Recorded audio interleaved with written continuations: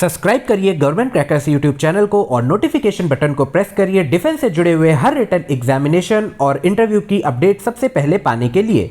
तो कैंडिडेट्स, जैसे आपको पता है कि SSC tech man and women दोनों की कट ऑफ रिलीज हो चुकी है और एक बार मैं फिर से डिस्प्ले पे लगा रही हूँ कट ऑफ्स को लेके।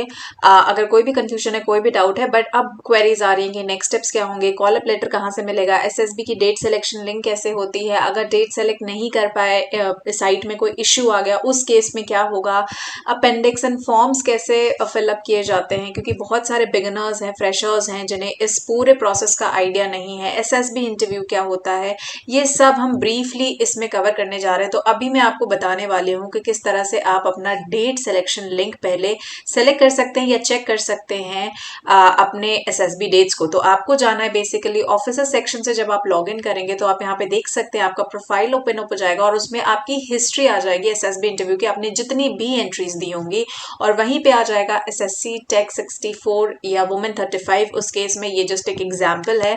तो वहां पे आप देख सकते हैं कि आपका रोल नंबर, अगर आप शॉर्टलिस्टेड है तो आएगा, और लेफ्ट हैंड साइड में आपके ऑप्शंस अवेलेबल हो जाएंगे। प्रोफाइल सेक्शन के नीचे आप देख सकते हैं कि आपका ऑप्शन आ रहा है डेट सिलेक्शन लिंक का। जब आप उस पे क्लिक करेंगे तो आप उससे रिलेटेड डेट सिलेक्शन लिंक कर सकते हैं अगर वो ऑप्शंस आपके लिए वैलिड है तो।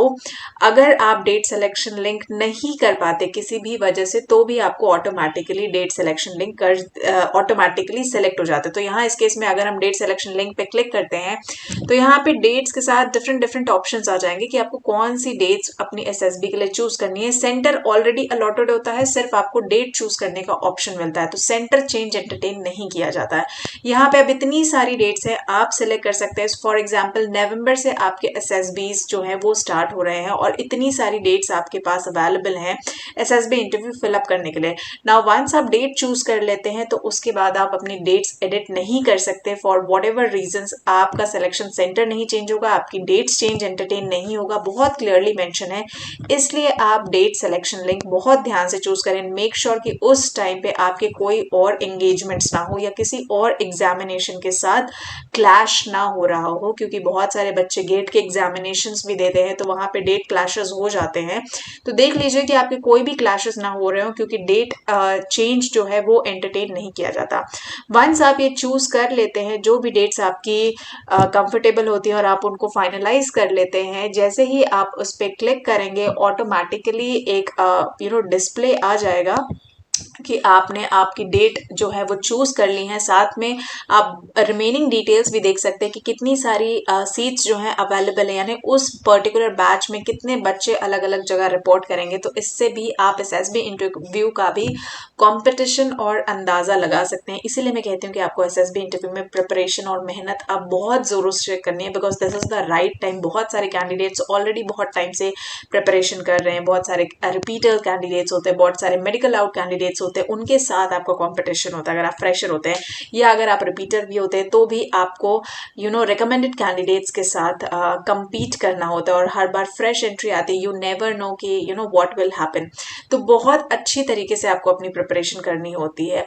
साथ ही कुछ और डिटेल्स आपको फिलअप करनी होती है, जैसे बैंक अकाउंट डिटेल्स, आधार वेरिफिकेशन। बैंक अकाउंट डिटेल्स इसलिए फिलअप करनी होती है कि फॉर एग्जाम्पल अगर आपका फर्स्ट एसएसबी है तो आपके जो ट्रैवलिंग अलाउंसेस हैं, जिसे हम टीएडीए बोलते हैं, वो ट्रैवलिंग एंड डेयरनेंस अलाउंसेस जो हैं वो आपको रिटर्न किए जाते हैं आपकी जर्नी के। सो AC3 का फेयर जो होता है, शॉर्टेस्ट डिस्टेंस आपके घर से लेके सिलेक्शन सेंटर तक का, फॉर एग्जाम्पल इस केस में दिल्ली टू इलाहाबाद अगर हम बात करें तो आपको वो फेयर रिटर्न हो जाएगा AC3 का। इसके लिए आपको बैंक अकाउंट के डिटेल्स देने होते हैं, और साथ ही कॉल अप लेटर में फॉर्म्स आते हैं जहाँ पे आप ये बेसिकली अंडरटेकिंग लेंगे कि ये एसएसबी इंटरव्यू आपका फर्स्ट एसएसबी इंटरव्यू है। जो रिपीटर कैंडिडेट्स हैं उनके लिए ये एप्लीकेबल नहीं होता है। तो जैसे मैंने बात की डेट सिलेक्शन लिंक की, फाइनलाइज अगर आप अपना फर्स्ट डेट को चूज करते हैं, वहां पे सेलेक्ट का ऑप्शन आता है। आप जैसे ही जाके उसे सेलेक्ट करेंगे ऑटोमेटिकली वो डेट आपकी सेलेक्ट हो जाएगी। बट वंस आपकी डेट सेलेक्ट हो जाती है तो जैसे मैंने बोला कि आप उसे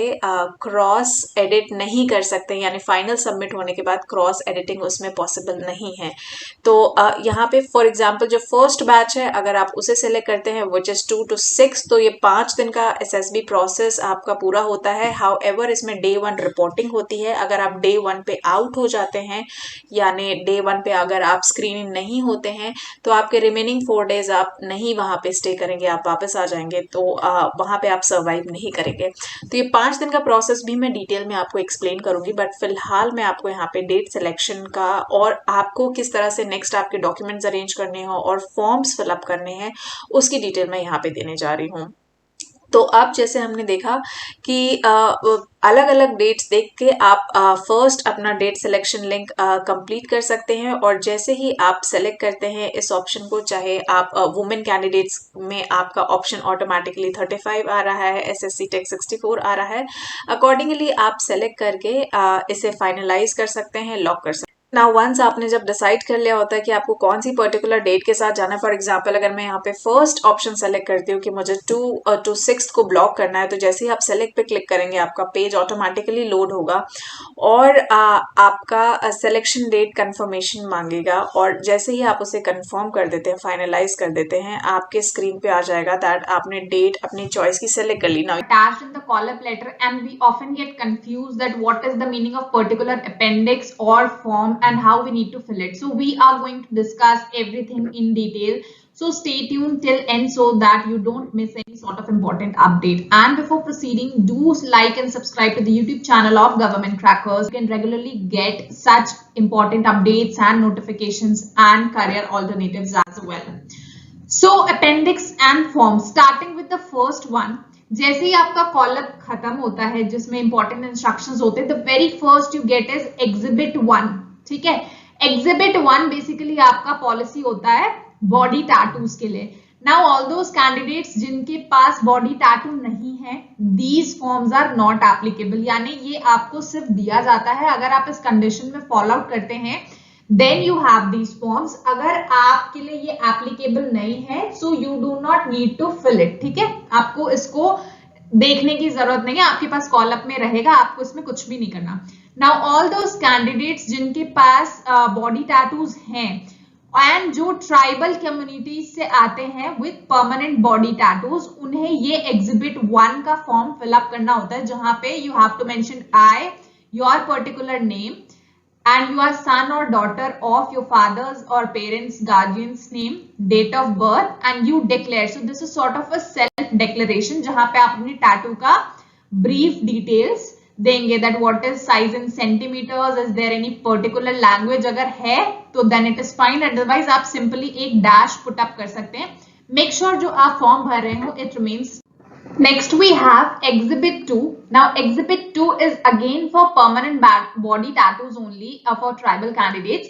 इसमें आपको अपने ट्राइब की डिटेल्स भी मेंशन करनी होती है। फॉर एग्जांपल पिछले वाले में तो आपने बताया कि that you have permanent body tattoos, here again a second form you need to fill, जहां पे ऊपर का पैराग्राफ इज ऑलमोस्ट सेम, आपको अपना नाम डालना है, son and daughter of your guardian's name, and you belong to which tribe आपको मेंशन करना है, या कम्युनिटी जो पर्टिकुलर डिस्ट्रिक्ट में आती है, कौन से स्टेट में आता है वो आपको मेंशन करना है।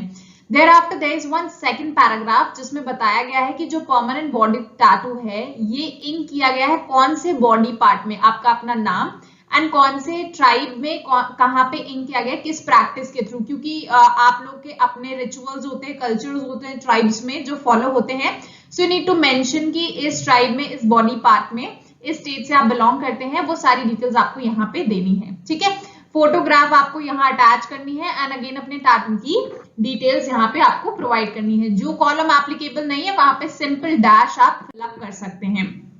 एंड बहुत सारे और डिटेल्स के लिए आप देख सकते हैं यूट्यूब चैनल पे ऑलरेडी वीडियोस मैंने अपलोड कर दी हैं डॉक्यूमेंटेशन के लिए और गाइडेंस के लिए। आइदर आप यूट्यूब चैनल पे वीडियोस देख लीजिए या चेक करिए गवर्नमेंट क्रैकर्स की वेबसाइट, मैंने बहुत डिटेल में कर रखा है। और अगर आप एसएसबी की प्रिपरेशन कर रहे हैं, एसएसबी का मटेरियल आपको चाहिए, सो वी हैव 15+ ई-बुक्स, हर टेस्ट के लिए इंडिविजुअल बुक लिस्ट है and the result we are having is very flawless and tremendous. We have candidates recommended from every entries and we are hoping this year also the same result. So this is the only platform जो आपको इतनी practice material provide करता है with your lectures and practice material. So ठीक है, exhibit 3 है। Exhibit 3 is basically for the candidates जो permanent body tattoo है but they are not belonging from tribal communities. ठीक है, दो अभी तक हमने फॉर्म्स देखे जो ट्राइबल कम्युनिटी कैंडिडेट्स के लिए थे ना, this form is for non tribal communities. Again same paragraph and आपको अपने टैटू डिटेल्स को डिस्क्राइब करना है, प्लेस डिक्लेयर करना है एंड सिग्नेचर करना है। Now next we have appendix A. Appendix is a basically no risk certificate, जिसमें आप बताते हैं you your particular name, son of या डॉटर ऑफ आपके पेरेंट का नाम, who is a candidate of जो भी पर्टिकुलर एंट्री से आप जा रहे हैं, आर्मी नेवी। ठीक है, यहाँ पे इट इज बीन डिक्लेयर्ड कि if I get contact in COVID-19 transit in the center, I am attending the SSB at your own risk. तो basically कोई भी प्रॉब्लम अगर होती है so you are coming at your own risk, ये एक declaration form आपको लेके जाना होता है। प्लीज प्लेस डेट, आप अपनी करंट प्लेस डेट डाल सकते हैं, साइन कर सकते हैं। ठीक है, next is appendix B. Appendix B में बेसिकली अगर आपकी डुप्लीकेट रजिस्ट्रेशन प्रोफाइल्स हैं, जैसे आपने एक ईमेल आईडी से एक प्रोफाइल बनाई एंड दूसरी ईमेल आईडी से दूसरी प्रोफाइल बना ली। ठीक है, सो उनके लिए ये एप्लीकेशन फॉर्म आपको पूरा फिलअप करना है कि क्योंकि ज्वाइन इंडियन आर्मी में दो डुप्लीकेट प्रोफाइल्स नहीं अलाउड है, आपका कैंडिडेचर कैंसिल हो जाएगा।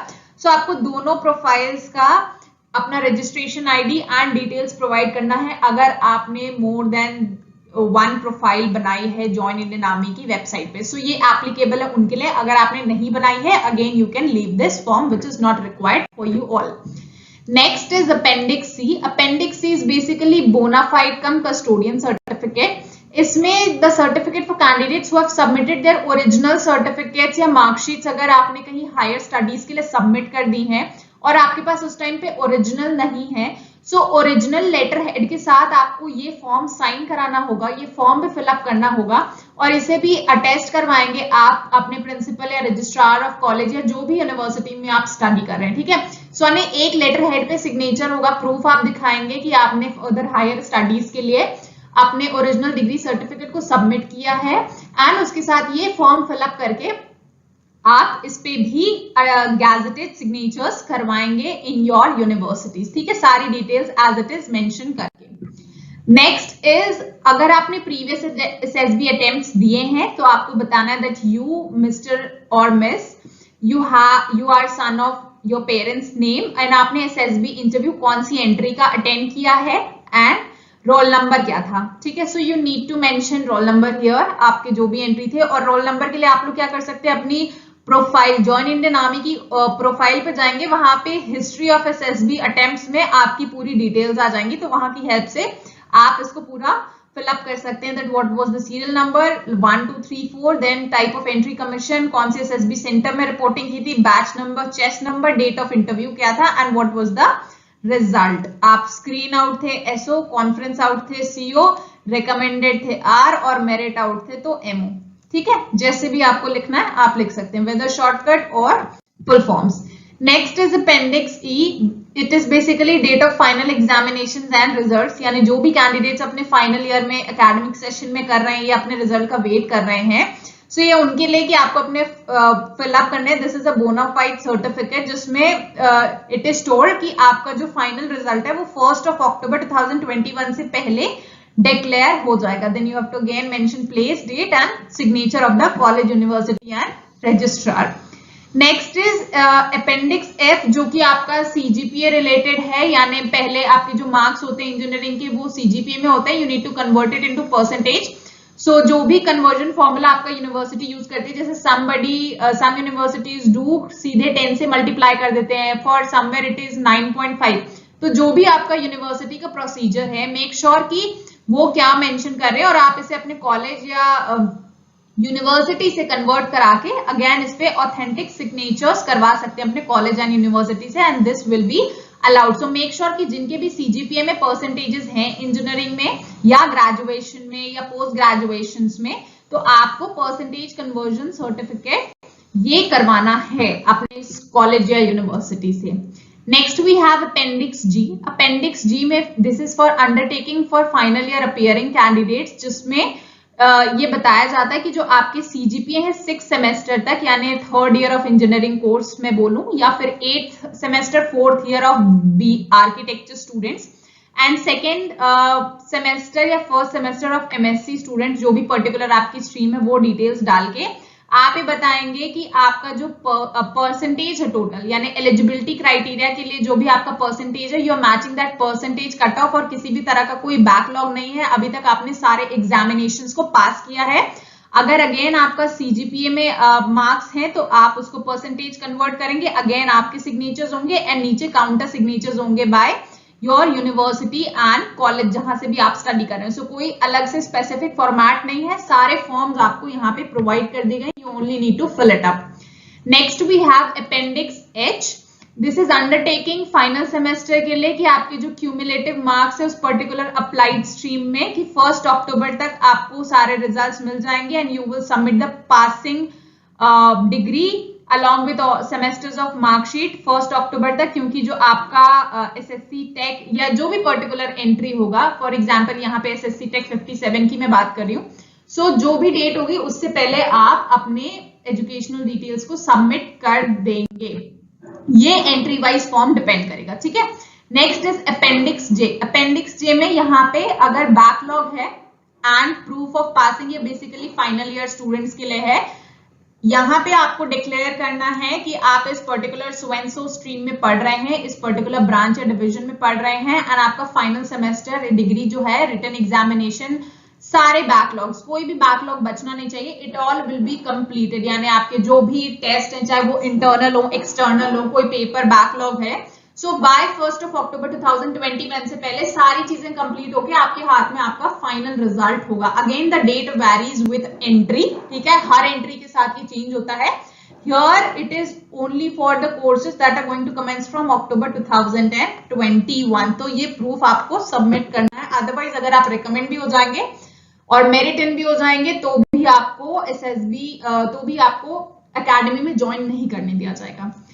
Here is this is basically आपके TADA के लिए है, जो फर्स्ट टाइम ट्रैवल कर रहे हैं, आपको पूरा फॉर्म फिलअप करना है कि आपने कौन से मोड से आप जर्नी कर रहे हैं, and only AC 3rd class का फेयर एप्लीकेबल होता है for the first timers, repeaters के लिए ये एप्लीकेबल नहीं है। तो हियर आपको सारी अपनी journey details and bank details provide करनी है सो दैट आपका जो TADA है वो आपको मिल जाए, ठीक है।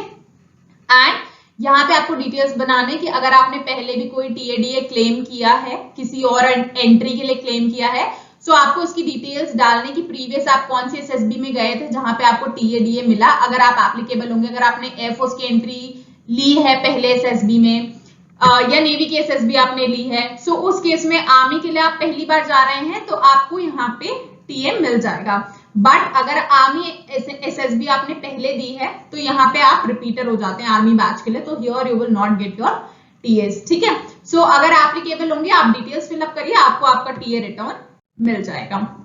एंड दिस इज बेसिकली जब आप फॉर्म फिलअप होता है, अगर आपने एप्लीकेशन फॉर्म फिलअप करने के टाइम आपका रेसिडेंशियल एड्रेस या परमानेंट एड्रेस कुछ और था, अब वो कुछ और हो गया है, so this is basically for change of address, क्योंकि फर्दर आपके रिकमेंडेशन के बाद, मेरिट के बाद आपका जो भी पॉइंट ऑफ कॉन्टैक्ट होगा that will be the postal address जो आपने दिया होगा। सो आप यहाँ पे बताएंगे आपका ओल्ड पोस्टल एड्रेस ये है, न्यू पोस्टल एड्रेस आप यहाँ पे मेंशन करेंगे एंड इसको भी साइन करेंगे, ठीक है। तो ये सारे इंपॉर्टेंट डिटेल्स हैं, इनमें से अगर आपके लिए कोई भी एप्लीकेबल नहीं है तो आप कोई भी मत फिलअप करिए, अगर कुछ एप्लीकेबल है तो जो भी आपके लिए एप्लीकेबल्स है उनको सिलेक्टिव लेके उनको फिलअप करके साइन करा के, जहां पे गैजेटेड सिग्नेचर्स रिक्वायर्ड है गैजेटेड सिग्नेचर्स करा के रख लीजिए, जहां पे सेल्फ अटेस्टेड कॉपीज रिक्वायर्ड है वहां सेल्फ अटेस्ट कर लीजिए। हर डॉक्यूमेंट की एटलीस्ट 2 कॉपीज आप करके अपने पास रखिए, ठीक है। सारे एकेडमिक्स एंड सारे एक्स्ट्रा करिकुलर एक्टिविटीज के सर्टिफिकेट्स आप अपने पास फोटोकॉपी करा के 2-2 सेट अपने पास रखिए, ठीक है। एंड जो आपका ज्वाइन इंडियन आर्मी का एप्लीकेशन फॉर्म है, मेक श्योर आप उसकी भी 2 कॉपीज अपने पास प्रिंट रख रहे हो और सारे डॉक्यूमेंट्स को आपने सेल्फ अटेस्ट किया हो। So this was all the important appendix and instructions for all the important again notifications, updates या SSB preparation. You can check the Government Crackers website, check on the free add-on available, free mock interview, free English SSB course, all are available for first come first service on valid offers. Check Government Crackers website now. Jai Hind.